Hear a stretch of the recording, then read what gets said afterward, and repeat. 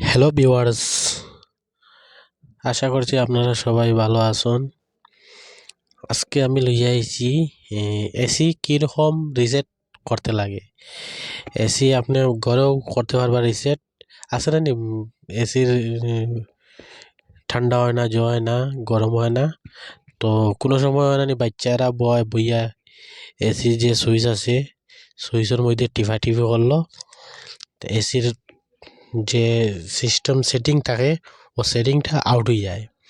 তো AC setting করার লাগি কীরকম করতে লাগে ওটা আমি দেখাই। যদি সেটিং আউট হয়ে যায় আপনার এসির মধ্যে, প্রথমে ইগনিশন অন করতে লাগবো। ইগনিশন অন করিয়া হ্যান্ড ব্রেক উঠাইতে থাকলো।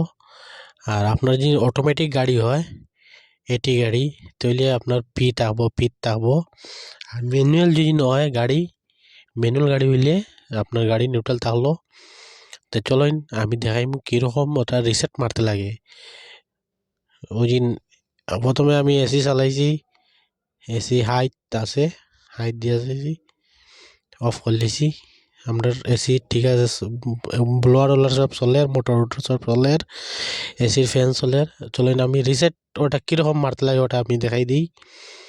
তো ওই দিন এসির দিন ওই দিন মিডিলের মধ্যে দেখা দিন হাওয়া চেঞ্জ হয় নিচে উপরে, তো ওটা অফ বটনও টিপা মারি দেবো। আর ওটার মধ্যে চারবার টাচ করছি, আপনার ডিসপ্লে আইছে 0 0।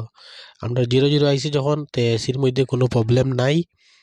ওখানে যদি নম্বর আয় তে বুঝি এসির মধ্যে প্রবলেম আছে। আর 0 0 আইলে কোনো প্রবলেম নাই, এসি আপনার এটা রিসেট হয়ে গেছে।